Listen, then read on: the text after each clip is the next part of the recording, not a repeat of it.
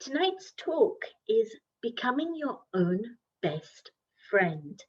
And I know when I first spoke to Judy and asked her to do the talk, she said, "What would you like me to talk about?" And I thought, well, that's a non-starter for me, because we've only just met in the last few months and worked together. I know of you for a number of years, but I've never worked with you. And the friendliness, the warmth, the ease, the lightness that you bring to the table when you work with people makes any task a major joy. So I figured, if you were that nice with me, how nice must you be with yourself? And so I thought, this is a non-starter for me. Let's get all the secrets out of Judi today. And so Judi is joining us from Calgary in, I was going to say Australia, but no, it's Canada. And she has a history as working as a coach, a communications coordinator, and a yoga and fitness teacher. And I think you can tell that just from her face. It's that light and easy and full of life. We've asked Judi to cover 3 different things. First, how to stop being your own worst enemy and start being your own ally. Secondly, accept yourself and stay honest with yourself. And then thirdly, be happy alone and build a healthy relationship with yourself. So Judi's going to share her insights, and then after those insights, she's going to do a very short 3-minute guided meditation that will help us become friends with ourselves and experience that. After that, she'll be taking your questions. So please send us your questions through the question and answer link, and I will put your questions to Judi after. Judi, thank you for joining us, and I leave it to you now. Thank you. Thank you so much, Artie. That was such a sweet introduction. I was just happy if you kept going. But a warm welcome from across the pond. I am indeed coming from Canada, Western Canada, in Calgary. And I was so touched by the topic, and I just kept thinking about it, and I found it really inspiring. And I don't know how well ahead you listening were aware of the topic and found yourself reflecting on it and already might have some insights. But it's such a remarkable and such a precious topic for quality of life. So I really was touched and really honored to be able to share on it. And it has been quite a journey. I came from quite an in-depth dance background. So some of you might also have been deeply involved in some arts training. And for me, it was ballet. And ballet, especially, you go in very young.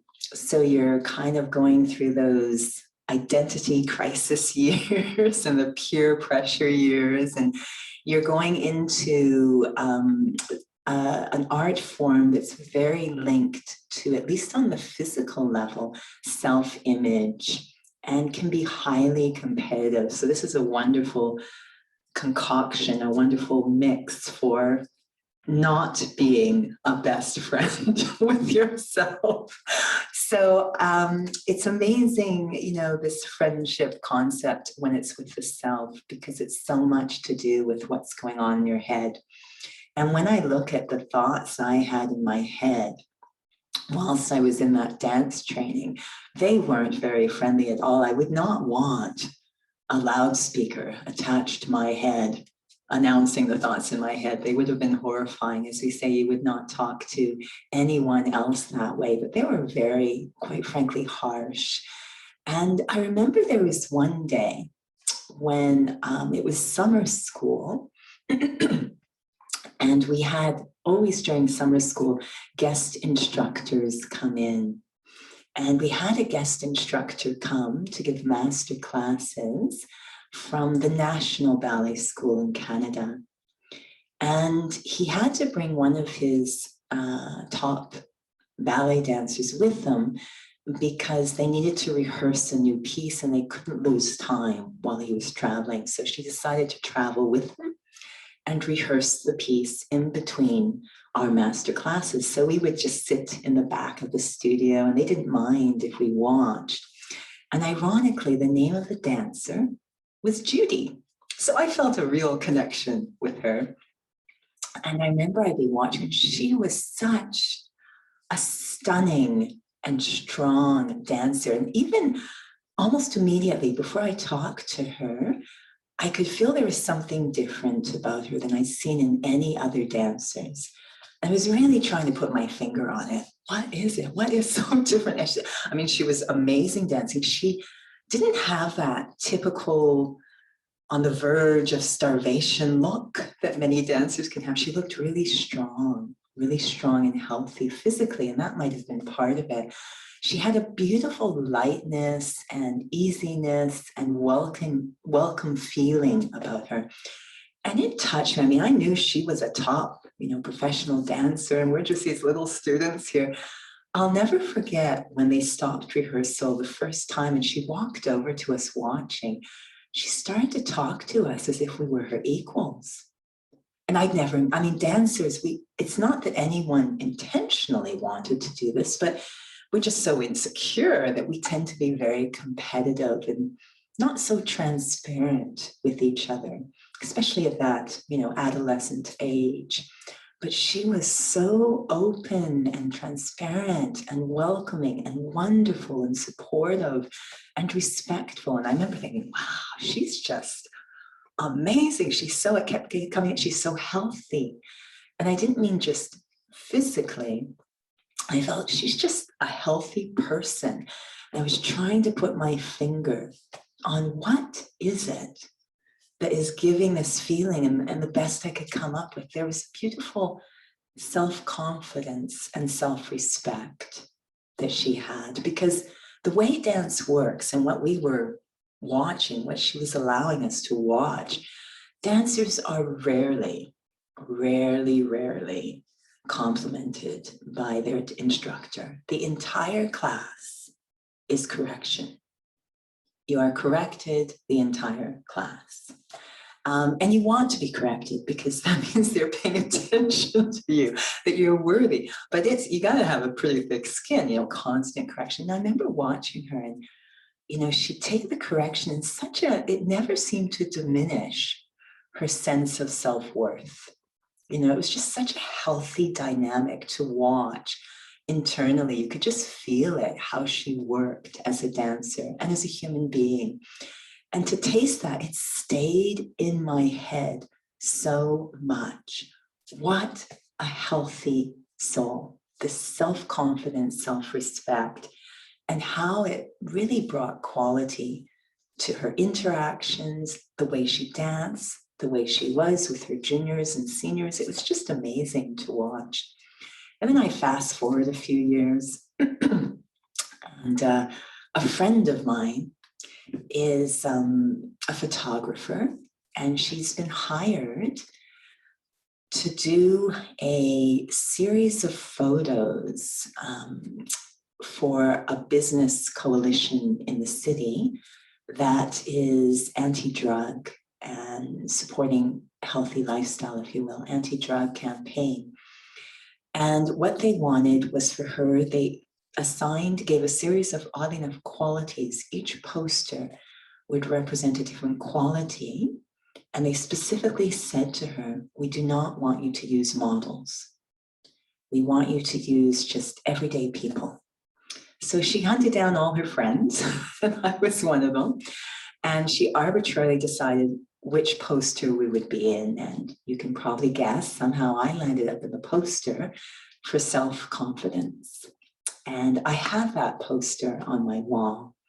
And it just seems so important to that relationship, that friendship with the self, healing the relationship with the self. And then just 2 or 3 years later, I landed up crossing the doorstep of a Brahma Kumari center. And I'll never forget that first lesson which is about the soul, our eternal identity. And I remember I was listening, and to this day, I can't tell you what the instructor said.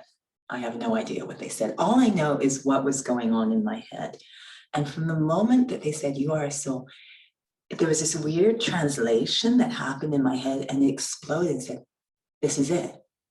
This is the place. This is the place where you get that healthy relationship with yourself. This is it. This is where you get self-respect. This is the only way. It was like crazy. And there was tons of resistance going on from ego, you know, who love to beat up. But there's like, no, this is it. This is where you get a healthy relationship with yourself, where you learn how to value yourself for all the right reasons. And that's why I've stuck to it to this day. You know, I always say, you know, if Raj Yoga, if the Brahma Kumaris, if all of this ever stopped aligning with that objective, I would leave. And it never has. So I'm still here. I just feel it's the most important thing on the planet is that healthy relationship with the self. Everything else depends on it. How to be that friend to the self. And then through the process of the spiritual journey, I continue to discover all these different facets of being a friend. And it's so easy with any friendship to kind of get out of balance in that friendship. So there's so many facets I've discovered. The seed is always self-respect, but there's so many, as we say, roots or values that support that seed. And so as you're listening, I'm going to ask you to do a little inner homework at this point.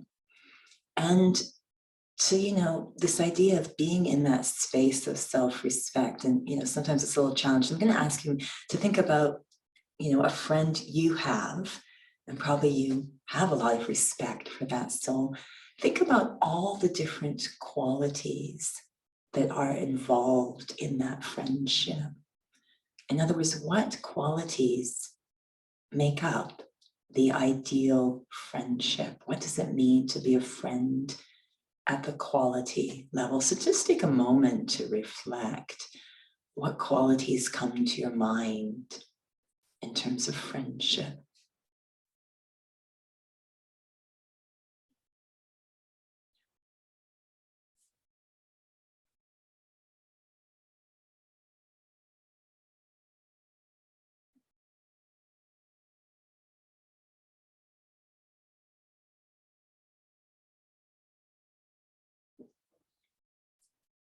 So hopefully at least one or two, or maybe a flood, have come into your head. And I always think these questions we ask ourselves, to me, this is meditation. It's just being a good investigative reporter of the self, asking questions that are meaningful to the self. So hopefully some qualities did come into your mind. And respect, of course, is probably very close to the foundation. But as I went along, it was quite fascinating because I know we hear this idea of you're a soul so much, and we repeat it, you're a point of light. But I think it's far more interesting when we unpack the significance of saying you are a soul. What exactly will that mean with respect to the self? And a huge part of it is the qualities, the feelings towards the self it will unlock. I remember a senior teacher in this organization once giving a beautiful class about this idea of relationship with the self. And I mean, I don't mean to sound disturbing in any way, but the suggestion that for many of us, we almost have a self-loathing. Actually, we are our own enemy. And you can imagine how that's going to affect your life. I mean, this might be why we get irritable with some people and impatient with situations and thinking it's the people with the situations, but it's actually because I'm so prickly inside with myself. And so how to heal that and start to bring in. I've loved washing this idea of I am a soul through my head, because I find it's the key to unlock some of these really important qualities that make up a friendship, a good relationship. And for me, of course, there's the respect and there is trust, deep trust in the self. And trust, it's not this case of, okay, I'm going to do whatever I want. Often it's like, okay, I just made a big mistake. And I'm going to admit I made a big mistake. But I trust myself to be able to learn from that mistake and transform through that mistake. So it's this almost this sense of knowing at my core, there is something so good and valuable, even though in certain circumstances, I'm not particularly pretty. I am reactive and impatient, but it's not going to deny, there must be a reason that I am reacting that way. It does not in any way negate who I am at my core. So that next quality of a friendship, which is to be understanding, I always find it interesting how forgiving friendship can be. I have some, these souls that I know, and there was one who it's actually, I just saw them moments ago. It's actually I suppose my boss. I don't think of her that way, but the owner of the fitness studio I'm at. And she's a very strong personality. She's had to be. She was a world athlete, a world champion, so very strong, but very big heart. And something had happened, and there was a little misunderstanding. And I remember she was very upset with me, like really upset with me. And I thought, wow, this isn't good. This could destroy the, But it was very interesting how strong and resilient a friendship can be. Because, I fast forward just, I think a month ago, and we were doing some online filming together. And it was live, so there were souls watching, and I was in the background, a sort of demo person. And she turned around and said, "Oh, Judy's here with me again, and Judy's my sister." And I'm like, "Excuse me?" Just, yeah, no, it's like that, isn't it, Judy? I mean, at this point, we're like sisters, aren't we? And it was such a lovely feeling. It's so forgiving when it's the real deal. And it's the real deal based on that respect. And to imagine, this is a huge part I found of cultivating for myself. There again has to be that core. When we say, have a faith through your soul, what are we really saying? That at our core, there is something so good and beautiful. This is our intrinsic state. And yes, as we disconnected with that sense of self, we've made mistakes, we haven't been that pretty, we've been very reactive, impatient, etc. But it doesn't change what there is at the core. And that's the biggest thing I found, is to constantly go back and remember. We don't meditate, we just remember.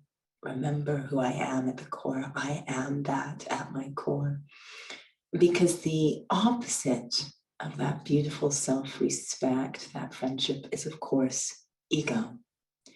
And for all of us, ego has a big, big case file. It's massive, unlimited. A big case file itemizing in detail every mistake we've ever made.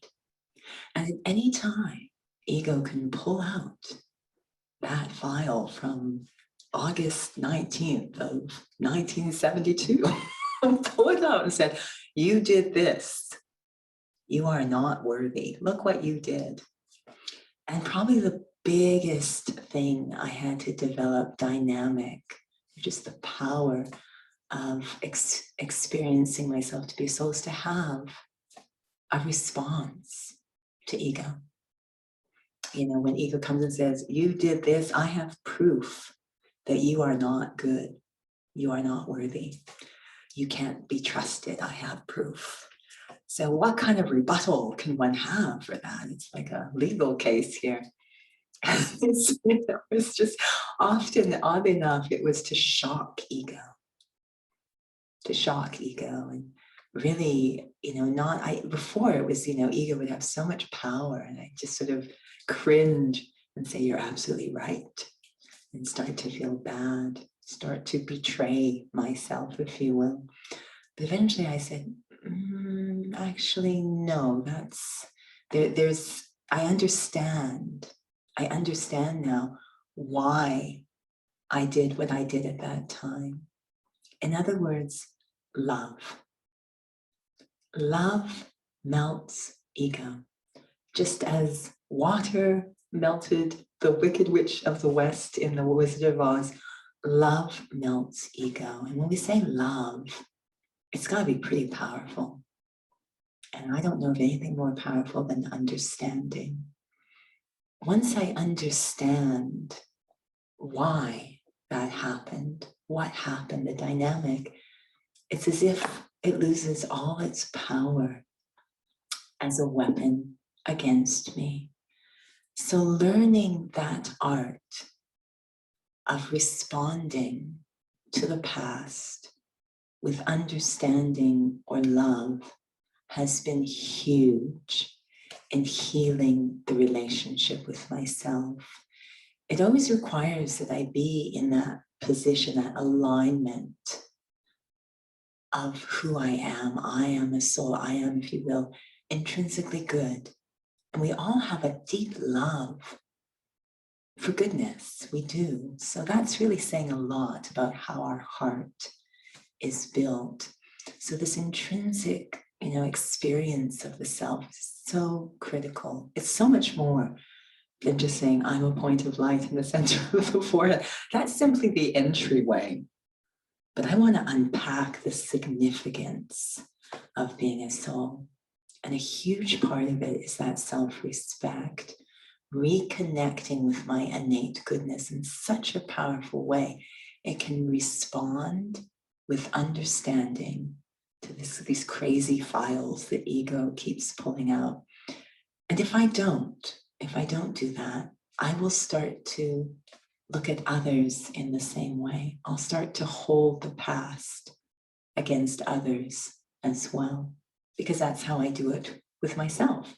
So I have to start to really understand what's going on, understand, okay, what was triggered such that maybe it was insecurity, maybe it was fear, whatever the case, there's always a reason that we go, if we will, we go against our true nature. It's a very good reason. So that love, that understanding was massive in healing the relationship with myself. There's so many other qualities that I found developed through that little window, that little point of soul consciousness. There is the trust, there is the understanding, there is the patience, there is listening. You've probably got some of those on your list, and how to cultivate those. It's amazing how just by going deeply into the significance of being a soul, those qualities start to come back online. And I think that this topic of being a friend and starting to create a fortress around the self of those qualities is super, super critical at this time. Because we are alone with ourselves a lot at this time. Maybe not where you are, but where we are here, Alberta, where I am living in Canada. Calgary, actually, the city I am, is a hot spot right now when it comes to the pandemic. We have apparently the highest cases per capita in all of North America for this country as well as the USA. So it's a hot spot. So we've gone into a bit of a lockdown again in some ways. So again, we are alone with our own company. And so it's super important to be a friend to the self. And I think for me, an added layer to that is being in the fitness industry and having the fortune of being with a club, a little boutique club that has a very holistic understanding of wellness. So it's not just the physical. There are, of course, at least four dimensions of wellness. There is the physical, the emotional, the mental, and the spiritual. And they really embrace all of them, support all of them. And I think this is huge in being a friend to the self, is being able to benefit the self, support the self with so much patience and understanding, and taking care of those four aspects. Ego kind of blocks it. And the number one way it likes to block is laziness. This wonderful head game where, oh, I'm too tired. Oh, I don't have the right facilities. Oh, it's just too much work. Oh, it loves to come up with these things that don't allow us to take care of ourselves, because one of the qualities I have on my list is caring. Friends are caring. That same person I referred to, my boss, just before I came here, I shared, so what's up for you the rest of the day? And she shared, oh, I'm going to go get some flowers. I said, oh. She says, yeah, one of our members, and I mean, she developed such a friendship with the membership. It's really a family. She says, one of our members, one of the sisters, she is expecting twins. And they just noticed that she's been ordered to bed rest. They noticed there's a little problem. So she's been ordered to bed rest. So she says, I'm going to go get some flowers and deliver them. And I'm just like, oh my gosh, that's just so sweet. Like, usually club owners don't go that far out of their way. But the caring, of friendship, to be that caring to the self, I think really deeply moves us. And so how to be caring in these four different dimensions at this time, physically, emotionally, mentally, spiritually, is super, super important. We're kind of left to our own resources at this time in terms of caring for the self. And it's such an expression. I found that I've actually keep improving my friendship with myself at this time. I'm really enjoying it through these different gestures of caring in those different parameters. And when I think of those four aspects, I think of them like rings of a tree. I don't think of them in a linear way or in boxes, but I think of them as rings of a tree, concentric circles with spiritual in the center. And then comes that emotional, and then mental, and then physical. And they really do interact and are affected by each other, starting with that spiritual. If I can take care of myself at that level, it gives me the inner resources, the resilience, the strength, the creativity to be able to take care of myself at the other levels. So it's been really super important to have structure at this time, and to include spiritual care in that structure. So no matter what is going on, and quite frankly, with all of this Zooming and global interaction, and the fact that I am at the tail end of the time zones, whenever a Zoom meeting is called, so often it's going to be, 4 o'clock or 3 o'clock in the morning for me. But my spiritual schedule always starts with morning meditation in class. So how am I going to make the adjustments needed if the meetings are falling right when? So I'm just like, you know what? I still need to have that structure. So if it means I wake up a little earlier, I'm still going to wake up, shower, sit, have that quiet time. It's so critical for me. And I know the excuses will come. Oh, it's really early. Oh my gosh, you're going to die. You're going to die the rest of it. It's like, no, we'll figure it out. We'll get rest when we need it. It's okay. I reassure the self with love. It's going to be okay. trust me, you'll feel so much better if you make sure this happens. So I have certain spiritual practices during the day have remained sacred. And structure is so important right now. You know, our days are kind of free floating. So important to keep that structure for one's own sanity, to feel grounded. And so still making sure that I'm getting a lot of spiritual sustenance, a lot of quiet time. You know, and I don't think it needs to be long. I'm not saying sit for 20 hours. That's crazy. I actually am now a big fan of, can I get 5 minutes of really quality time with myself? I love it. I love it. It's like going into this beautiful space inside where I just feel like I'm really giving attention, really listening, checking in, what's going on. And if I say, I feel off, it's like, it's okay, it's okay.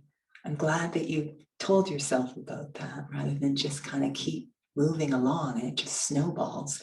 So it's a chance to check in and really feel the pulse of the self, really listen to the heart. I love it. I love it.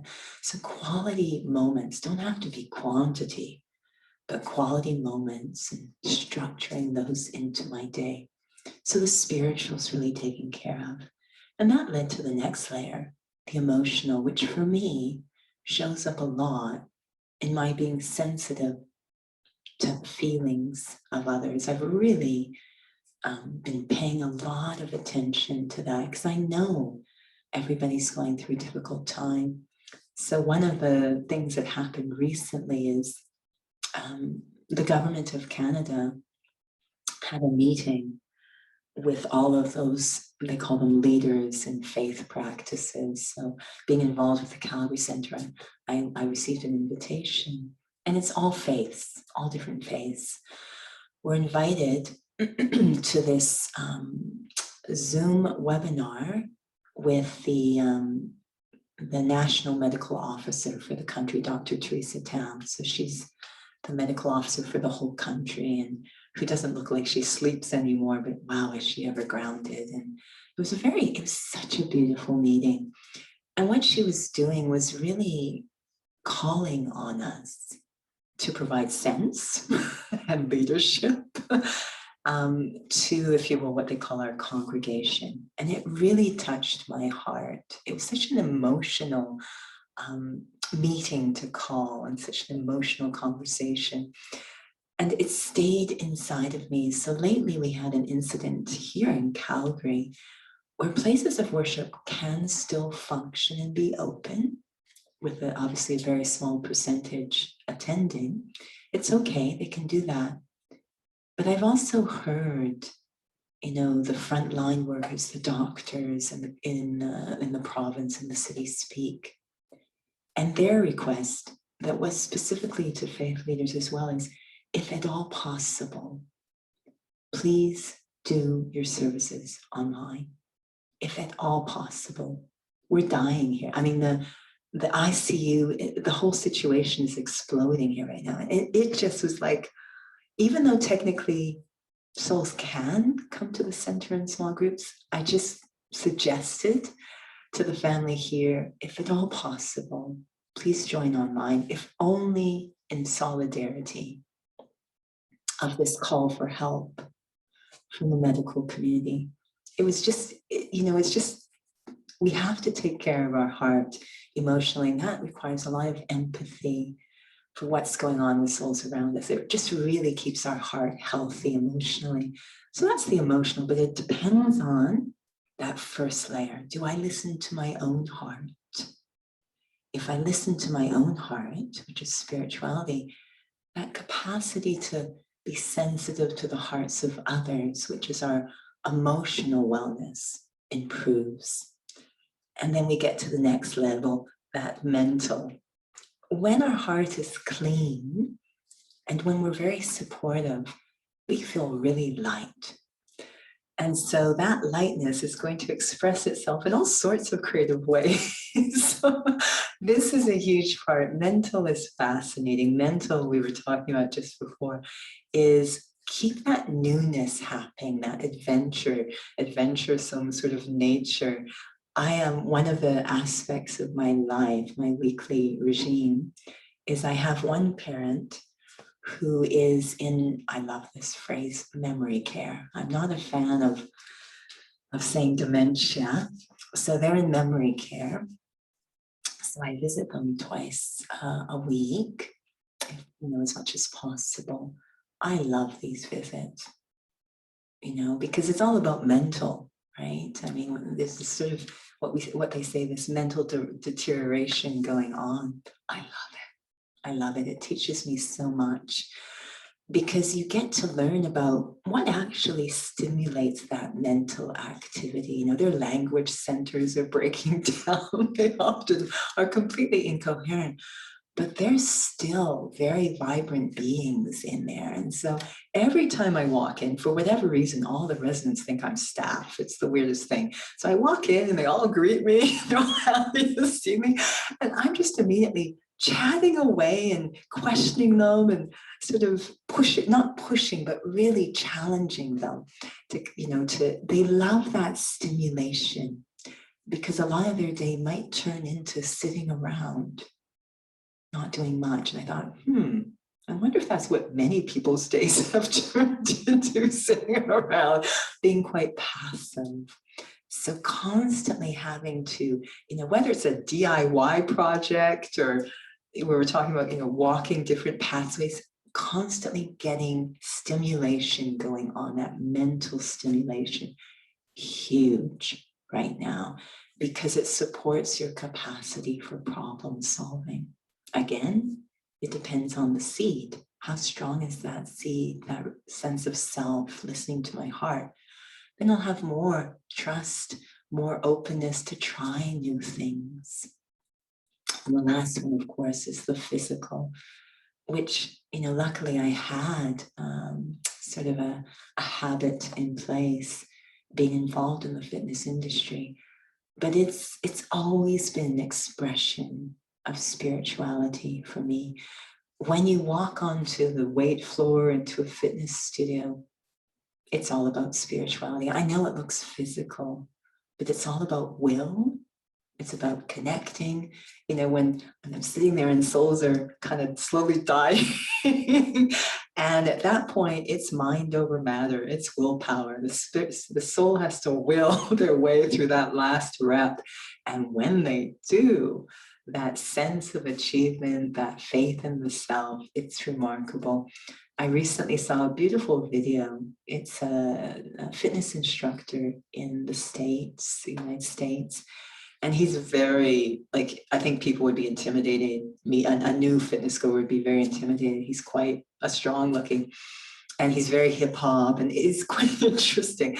Anyways, his thing, it's fascinating, even though he himself is super fit, crazy fit, his thing is to really inspire, encourage the obese, under-conditioned population. He attracts them to his class. It's the weirdest thing. And watching that dynamic, it's completely spiritual. He's connecting. He even will look them in the eye while they're doing an exercise, and he is just willing the soul to believe in themselves and push through, not in an unsafe or punitive way, but believe in the self, push through, benefit. It's a beautiful thing to watch. It's happening through the physical, but it's married to all the other aspects of the self. So in essence, planting the seed of that relationship, that self-respect, which I think is a spiritual endeavor, reconnecting to my innate goodness, real faith in the self and the precious treasures we each have inside, and then building on that, learning the dynamic of how to respond to the enemy, if you will, the resistance to change, that ego, those false beliefs, mastering the art of responding to that inner dynamic, so that then I'm free to start to create structures in my day that keep demonstrating to the self, I am your friend, I am going to take care of you. So this is been my little experiment over the last few days. So the topic was just so in line with what I have been working on a lot myself. So I thought we could use this time in our reflection to really just set up a space inside, that space we talked about, where I can come and not have to really do much of anything, but just listen to my heart. Just creating that space inside. So hopefully you are seated comfortably. That would be a friend to yourself. If not, make sure you are. And go ahead, take a moment or two to really slow things down. Taking a breath, and then that slow release of air that can help the body to release any hidden tension. And maybe another breath in. And again, that slow release of air that gives the feeling to the self of slowing things down.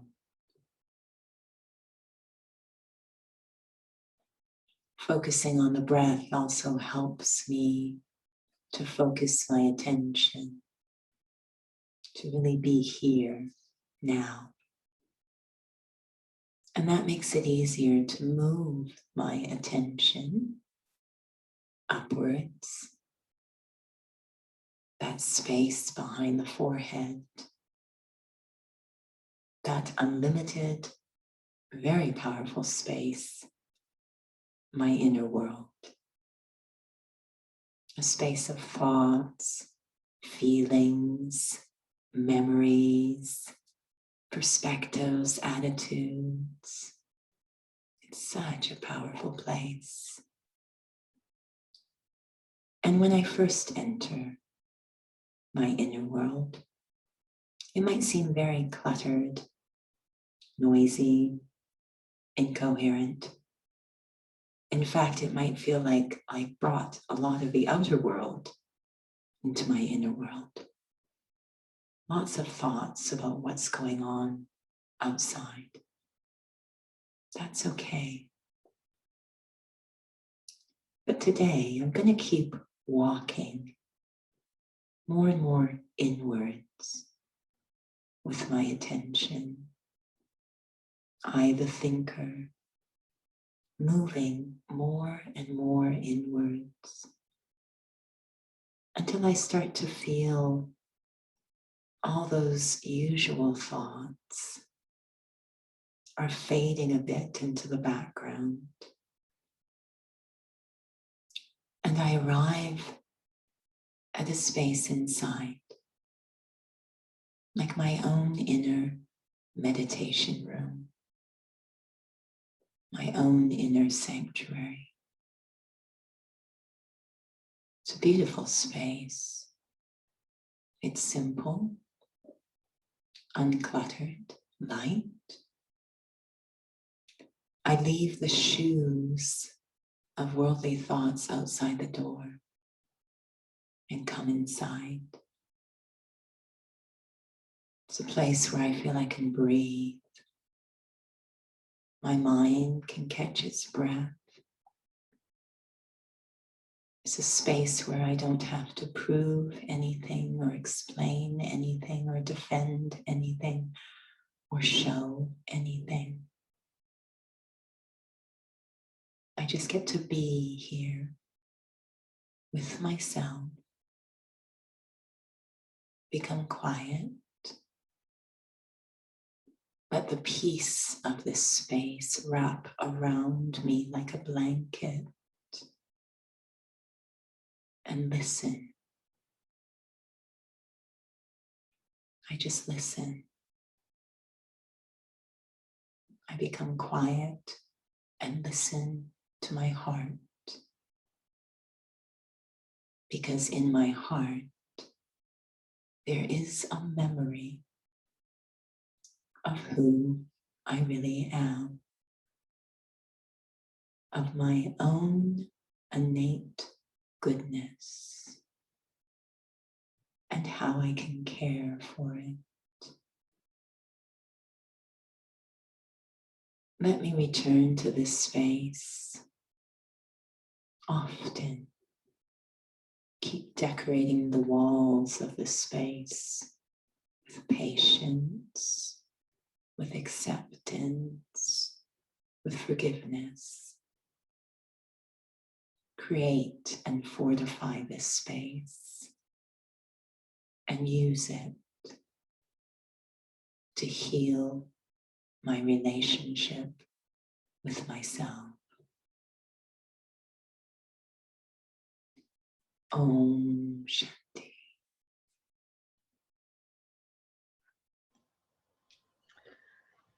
Thank you, Judi. I think it'll take a moment for people just to get their questions in, but the two that have a couple that have come in. It was an excellent talk, so thank you. What was the name of the video in physical structure? The video. The video. I think maybe they misheard. I wasn't sure, so I thought I'd say it anyway. But yeah. Okay. I might need more help. I'm not All sure right. what it might be. So the person who's asked that question, if you'd like to point a little further for us to find it for you, that would be lovely. So the next question.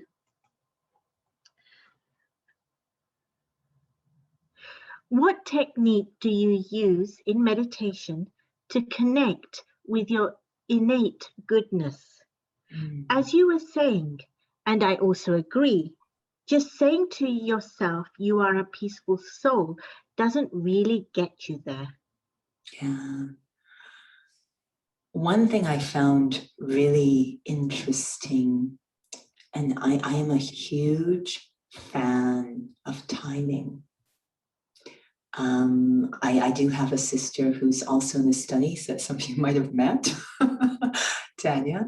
I came into the study first, technically 6 years before her. In my heart, I knew this would be something that would interest her, but I felt very strongly I would never push. And I got a lot of pressure from others to push her along. But I said, I won't ever push. I feel this is something that will, the fact that you're sitting here listening to this, I feel that these are concepts that will appeal to you, but at the right time. Because an important aspect of being able to connect to the self in a meaningful way inside, to connect to that seed, is I have to be kind of ready. And one of the words we sometimes use is disinterest. And I remember that very strongly, that I was tired of not respecting myself. I was tired of not liking myself. And you say, well, of course, everybody's, oh, you wouldn't believe how long we can hang on to something crazy. I really was up against the wall.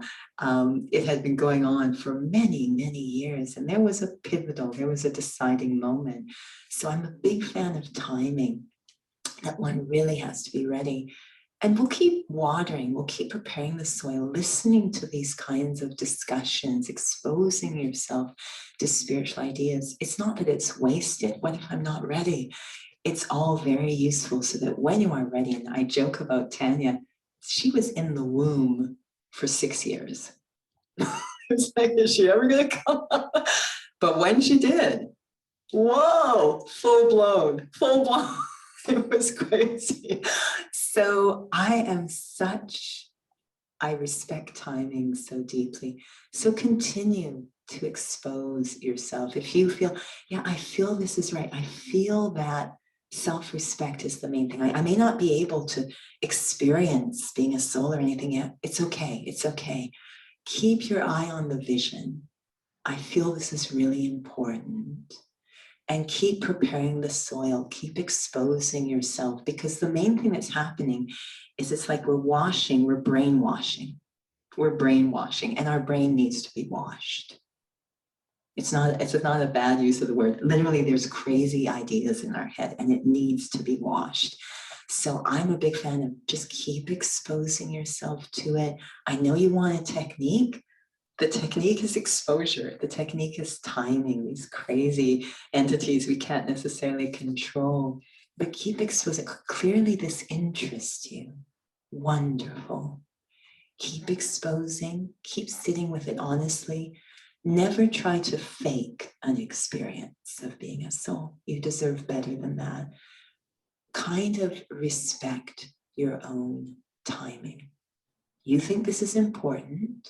You're here. Congratulations. And respect your own timing. Keep exposing yourselves to the ideas. And it will happen. You know, we were talking about seeds just before. I've been compared to an avocado plant so many times. Now, avocado plant appears to be doing nothing for a very long period of time. Nothing's going on. But eventually it just kind of, and it produces very big fruit. So I respect timing a lot. Just keep exposing yourself to the ideas. Stay connected to your vision. Keep revising your vision. Yes, I do feel the relationship with the self is super important.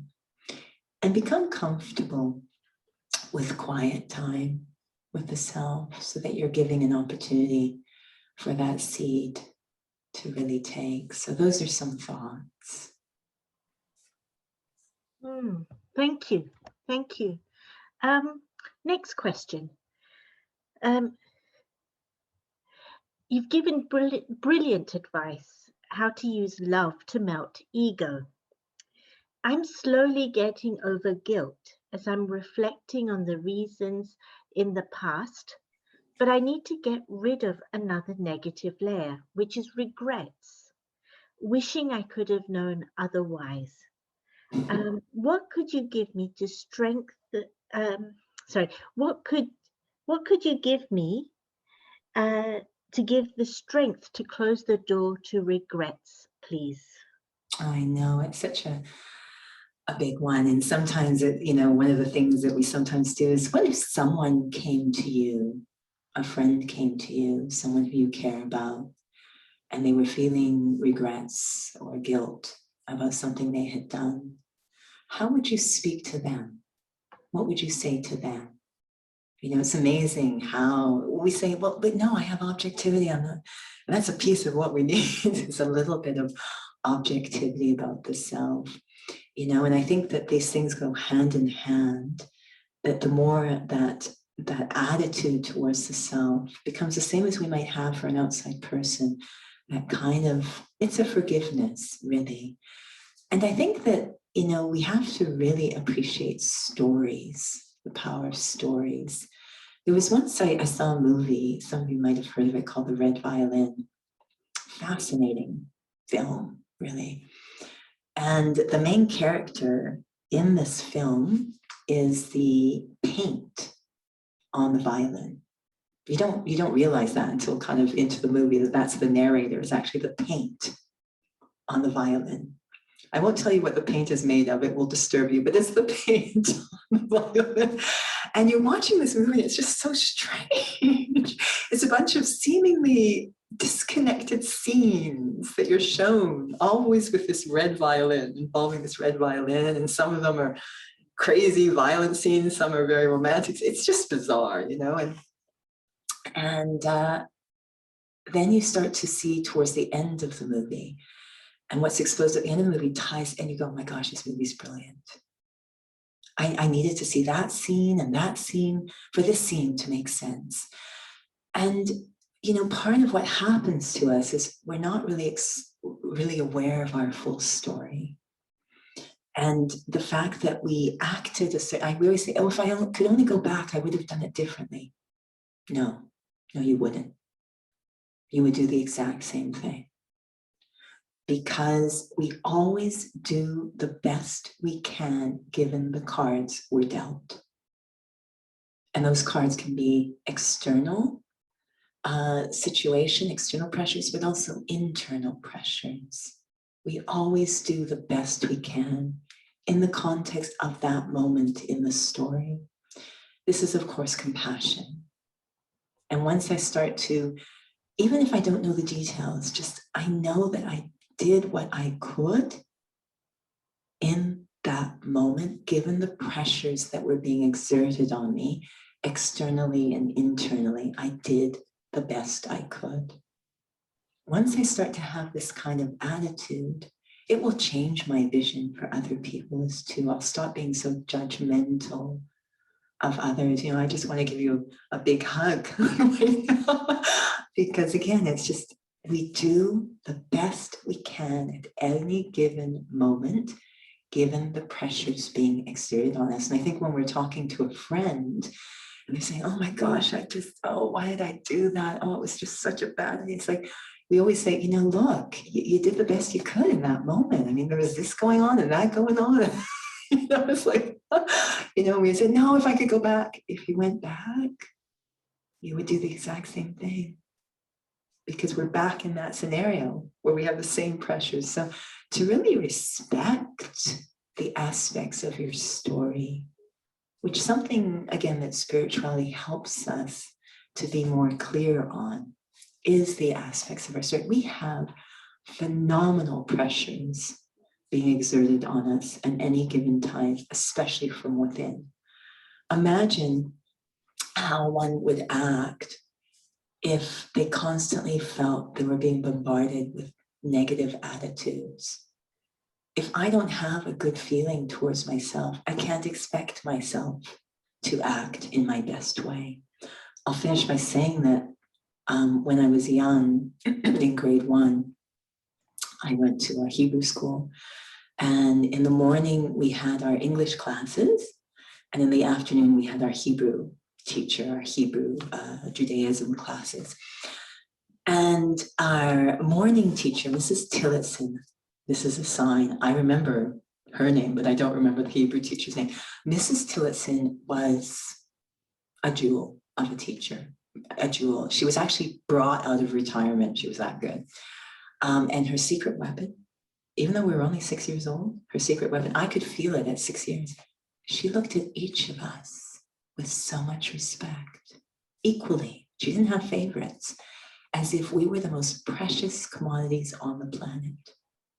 As a result, she never had to raise her voice. She never had to discipline. We could anticipate from a signal what she was going to do and how we could cooperate. What she had going on in that room was a miracle with a bunch of 6-year-olds, some who were ADD and whatever. So there was always parent day at school where the parents would come, sit in the back of the room, and they could witness the class. And so they came in the morning with Mrs. Tillotson, who has this beautiful vision of us, on us, of just so much respect and regard and love. And our parents are watching this, and every single student's the same. You know, we're all just so happy to be here and so respectful of each other. And our parents are watching and say, oh my gosh, they're all such little angels. They are just little angels. And then we go to afternoon class. And our Hebrew teachers were not trained teachers. They were very trained in the subject matter, but they had no training as teachers. So this was their worst fear, is to have a room of 6-year-olds unleashed on them. They have no idea how to interact with them or discipline them or anything. So we were basically frightening to them. So afternoon was chaotic. Afternoon was just crazy. They looked at the vision the Hebrew teacher had in us was like, you are the enemy. You terrify me. So our parents would be watching the back of the room and they're like, oh my gosh, our children are devils. They're little devils. And it's the same kid. But the vision was different. That was the secret of vision. And so to have a vision on the self, you know, that's just so respectful, even when I make mistakes, understanding, look, I know you've got a lot of pressures on you, mostly from within. And I am trying to work on changing that by changing my attitude towards myself. once I change the attitude towards the self, I'll water that capacity to act to my highest potential. I know there's no time to talk about what honest means, but in essence, it means to honor the best in the self. That's all I'm trying to do, is move into a space where I see myself clearly, but I never stop believing in myself. It is such a work, such a process. You're really hitting the big ones in these questions, to have that forgiveness, to have that understanding. And it can't, unfortunately, be fully addressed in this time, but they are really important dynamics to sort out in the self. Wow, thank you. Our friend is back with a bit of clarification. And you said when you talked about the physical side, there was someone who looked at people and brought out the best soul in them. I think he was training people physically, but I didn't get the name. Right. Yeah, I'm embarrassed because I don't mention. He's an instructor in Texas, I believe. His name is Phil, and he's all over YouTube. Phil Hip Hop Step. If you search on YouTube, Phil Texas Hip Hop Step, you'll probably get to him. Prepare yourself. He's kind of crazy, but it's lovely to watch how he just inspires souls to break through those limiting beliefs and not give up. That's his big thing, is don't quit. Just, these are people who are moving into obesity that is a health concern. So it's pretty precious what he's doing for them. Wow, sounds brilliant. Mm-hmm. Now, next question. Do you have any tips for how to become comfortable with failure? Oh, I think it is intellectually, we sort of get these different things that we can say to ourselves, like, I'm going to learn from this. And it's just, it goes back again. I keep harping back to the same thing, I know. But the more comfortable I am, the more entertaining I can respond to failures, complete public, and being a fitness instructor is really interesting because you are just constantly out there in front, and there are expectations of you. And, there's days when you're incoherent, or you're just completely not making any kind of sense. And to me, it's just when you are free of that ego, when you're super comfortable in your own skin, you just become super entertaining about your own failures. It's just, you want to learn. There was one incident where we were teaching a class, and we had in the class a student who was prone to epileptic seizures, and that was on file. And in my class, he actually had a seizure. And I'm used to working in facilities where there's a really structured protocol response to emergencies. And there wasn't really a structured one. There was no communication chains or anything. So you're kind of left to your own devices to respond. And I remember just feeling, maybe because that structure wasn't there, I just felt I am completely bombing at this response. I am doing such a bad job at this response. It's pretty important, This isn't something you want to fail at. I thought, I'm not feeling really confident with what I'm doing here with this response. I came away just feeling that did not go well. That was just bad. Now, I could have spent a very long time beating myself. I do remember coming with, you know what? Not that I would ever wish that the soul has a seizure again, but if they do,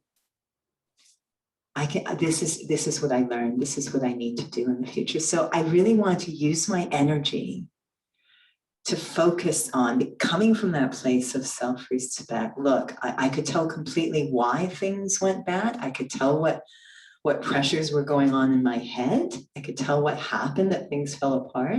I learned so much. Now, the irony is, 1 week later, that soul went into seizure again. And it was fascinating because I had used that time not to feel bad, but what did I learn? Not that I want it to happen again, but if it did ever happen again, I do have confidence in my capacities to respond to this. What did you learn? What could you change? How can you deal with those inner pressures? What needs to happen? And when it happened again, literally my first thought, oh my God, I'm getting a chance. I'm getting a chance. And I was like, everything I had rehearsed and understood and learned from the past, somehow it went into effect. It was night and day. It was a completely different experience.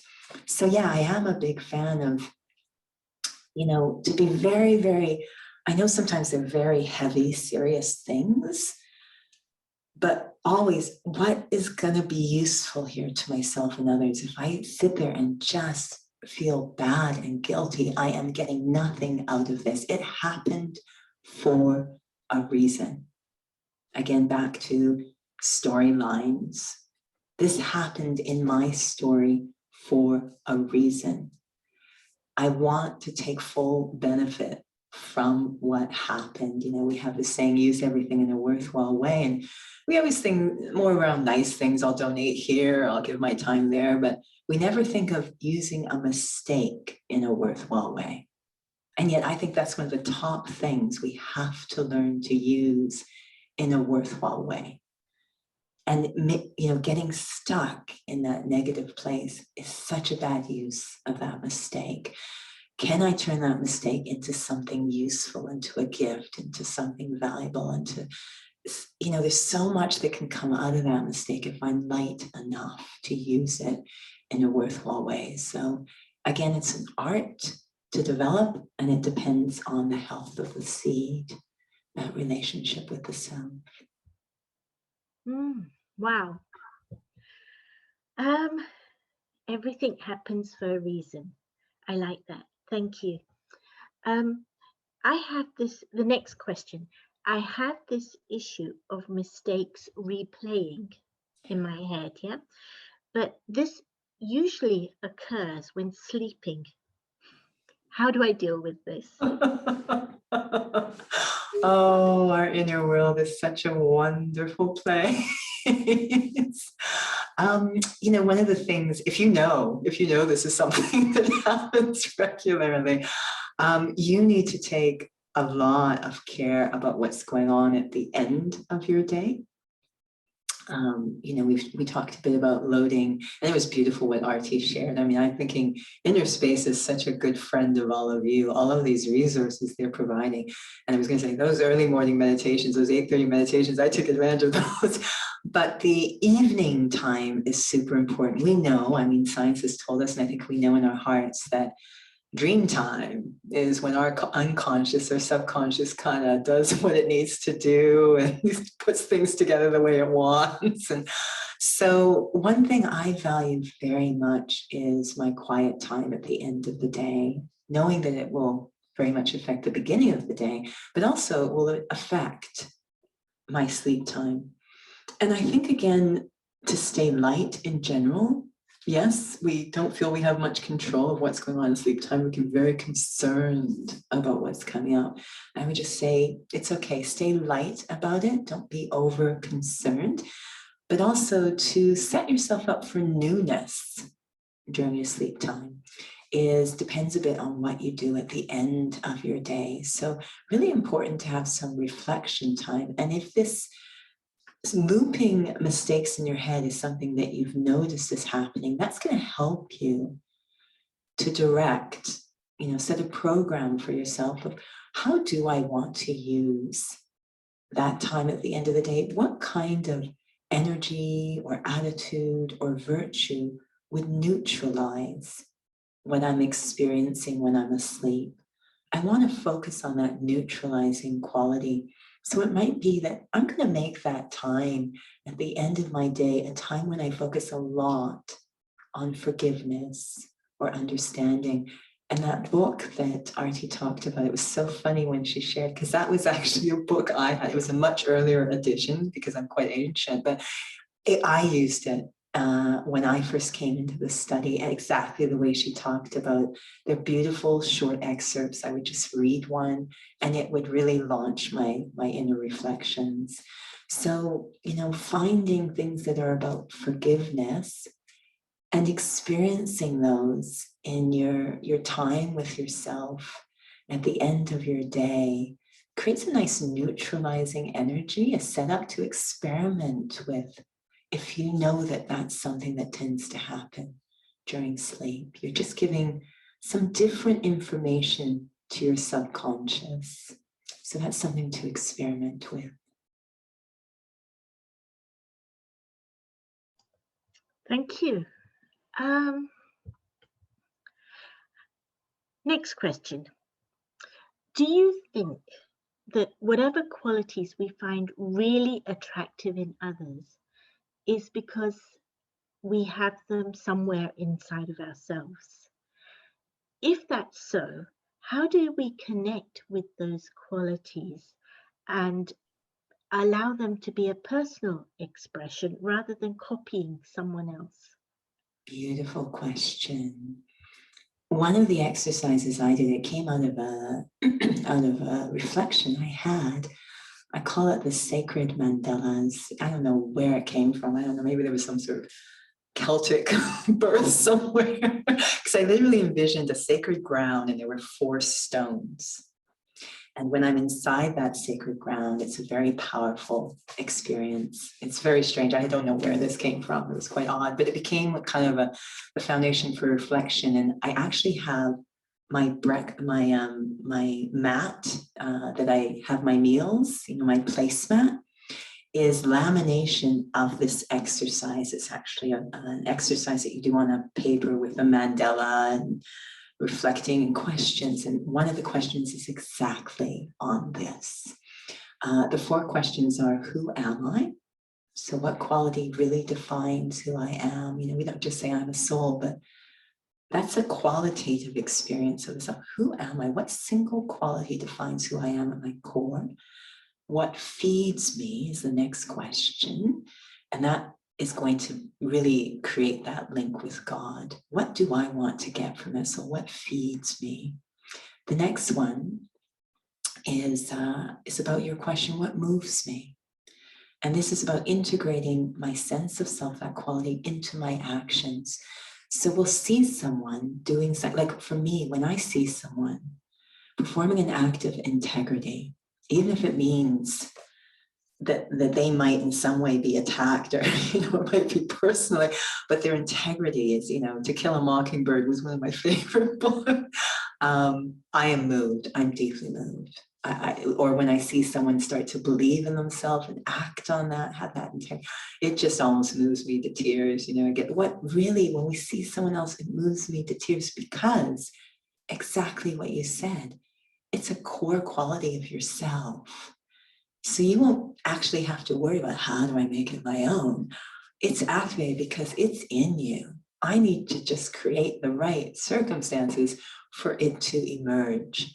So reflect, it could be a beautiful meditation for you to really feel, just not think it, but what's the feeling? What's that quality feel? It's like your mind is savoring that quality, tasting it.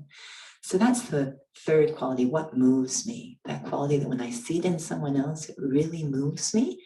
And I want it to color every action. I want it to move me through the day. And the 4th quality is what honors me.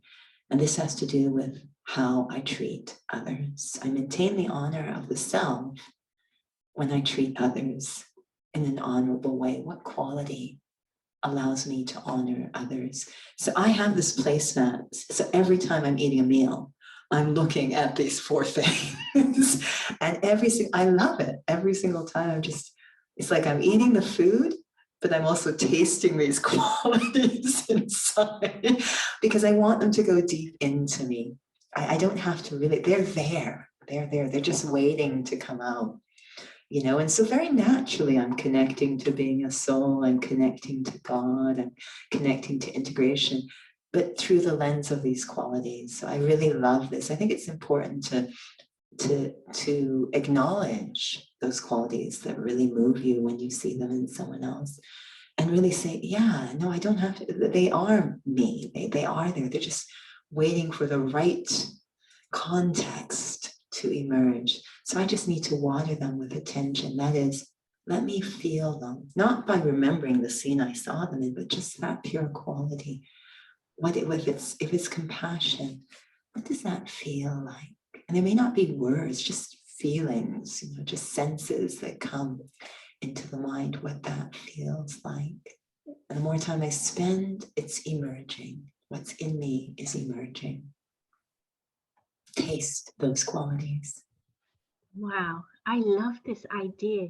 I think I might just get myself a placemat, just like that. Make one for If I myself. remember, I'll send you the. Oh, do. Oh, yeah, it'd be lovely. Yeah, thank you. Gosh, then I will definitely get one made for myself. That sounds like a great idea, particularly as, you know, having your meals mindfully rather than being distracted by your phone or the iPad or another thing, but to be able to reflect and helps your Yeah. digestive system and your health. So I think that would be brilliant. Thank you for that. Okay, next question. Over time, I've managed to keep an exercise routine going. It's been an interesting journey and one I'm trying to do with more ease. Do you have any tips on how to turn force into empowerment? Because sometimes my determination can be a bit forceful. Mm-hmm. Yeah, it's such an interesting thing. I mean, it depends a bit on what you're doing. One of the examples I give, first off, I'm a big fan of making sure that your physical fitness regime is well balanced. If it's not, then the body starts to send signals that it doesn't want to do it anymore. And then we start to use force to keep it going. So it should have a cardio component, a strengthening component, and super important, a restorative or stretching or relaxing component. So that's really important to check that it's actually balanced, because then it's more sustainable. But there's something that happens. I'm someone who, for however long, this morning, the workout I snuck in was boot camp. So it was an interval training workout that another instructor was giving. And, so it was a certain length of time. And I am someone who generally stretches for almost the equal amount of time. And I've noticed that many people love to, push and violent and kill and, but they don't seem to have the same love affair with the restorative and the stretching elements. And I sort of wondered, what's it about? And I love to jump around and challenge like the rest of them. But I find it so important to have that restorative piece. And I thought, what kind of relationship do we have with our body and therefore ourselves that the only signs of progress are if I was killed and I push and I beat. And we don't value so much the restorative. This is also very healthy. This is also a fitness regime. So if we can incorporate some of that, it might be more sustainable. Again, I don't know what your fitness regime is, but it's lovely to make sure, because I started to notice that when I had this very overtly restorative piece, the stretching, my boot camp stuff also became quite gentle. It's odd. I'm still pushing hard. I'm still doing crazy burpees and everything. And it connects to the alignment class that Tanya gave, that we actually get more out of ourselves when we are light and open and released as when we push and gird. So I tend to feel it's really important to have, because we find it easier to do the violence, to give a lot of focus to the restorative, relaxing, elongating, releasing type of exercises, because they will bleed into the more sort of the more active type of workouts I do. And that makes everything sustainable. I enjoy. Otherwise, we start to run into something called burnout, and we try to push, and that's not good physically, mentally, emotionally, or spiritually. So part of making our regime sustainable is that there be this variety. I know many people tend to do the same thing. We've got souls who just cycle. And I cringe. They're just cycling, great cardio workout, nothing wrong with cycling, but not only cycling. Posturally, they're like this. And it's just so hard on the soul in so many ways. The soul, one of the innate qualities of the soul is balance. It likes to have a well-rounded approach. It doesn't like extremes. I, the soul, do not like extremes, even though we've become extreme. I don't like extremes in my innate sense. So trying to make sure whatever I go at, whether it's nutrition or fitness or creativity, that there is balance or well-rounded, really important, more sustainable. Wow. Tanya, there's still questions, but we do have to draw a line. I'm so sorry. Could you believe it? No, I'll just stay with you all day. It's only one for me. And unfortunately, I have another session, so otherwise I'm very happy to go on. But thank you so much for Thank you. for being such a good friend to us.